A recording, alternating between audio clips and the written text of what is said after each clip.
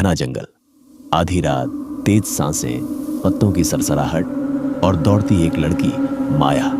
उसकी आंखों में डर था और उसकी पीठ पीछे कोई था। वो दौड़ती रही। एक पुराना मंदिर दिखाई दिया, लेकिन एक छाया उसके सामने आ खड़ी हुई। उसके हाथ से खून टपक रहा था और उसकी आंखें जल रही थी।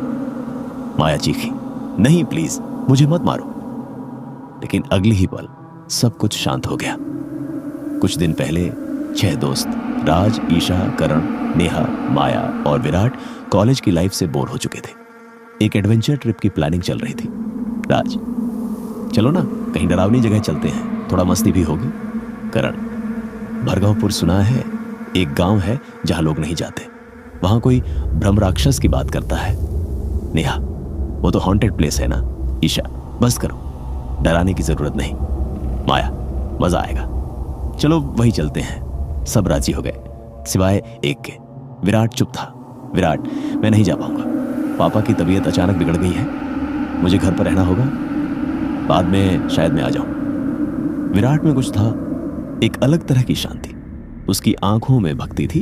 वो हमेशा भगवान शिव का नाम जपता रहता था, पर वो दूसरों से ज्यादा चुप और सोचने वाला था। राज ने कहा, ठीक है भाई, तू बाद में आ जाना, हम व्लॉग भेजते रहेंगे। 5 दोस्त भरगपुर पहुंचते हैं। गांव वीरान था, घर बंद पड़े थे। मंदिर के बाहर त्रिशूलों की कतार थी और हवा में अजीब सी गंध।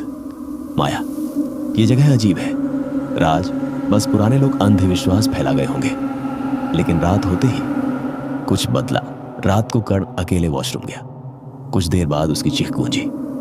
सब दौड़े, लेकिन वहां बस खून था। नेहा कांप गई। ये क्या था?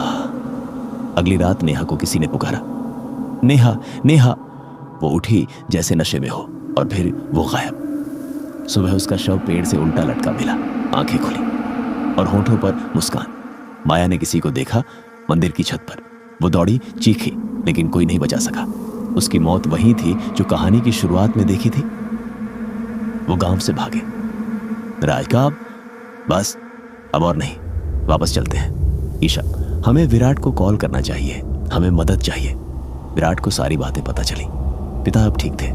वो बिना समय गंवाए भरगवापुर पहुंचा, जहां राज और ईशा एक ढाबे पर छुपे थे।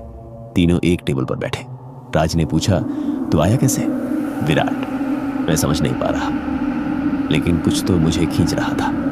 वे खाना खाने लगे, लेकिन विराट ने जैसे ही अपनी थाली में देखा, वहां उसका चेहरा नहीं, ब्रह्म राक्षस का चेहरा था। लाल आंखें, काले नाक, फुसफुसाहट। तू ही है? अगला द्वार। राज और ईशा ने कुछ नहीं देखा, पर विराट समझ गया। ब्रह्म राक्षस ने उसे नुकसान नहीं पहुंचाया, बल्कि कुछ बताने की कोशिश की।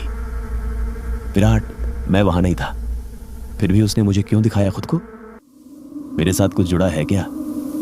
क्यों उसने सिर्फ मेरे लिए दरवाजा खोला और बाकी से पीछा छुड़ा लिया? तभी दीवार पर लगे आईने में विराट के पीछे वो चेहरा दिखा। ब्रह्म राक्षस बस देख रहा था, शांत लेकिन जागृत। ब्रह्म राक्षस ने 3 को मारा, 2 को छोड़ा और विराट को छुआ तक नहीं। लेकिन क्यों? क्या विराट ही उसका उत्तर है, या फिर वो उसका अगला लक्ष्य, या कुछ और? या ब्रह्म राक्षस भाग्य समाप्त नहीं हुआ? यह सिर्फ शुरुआत थी।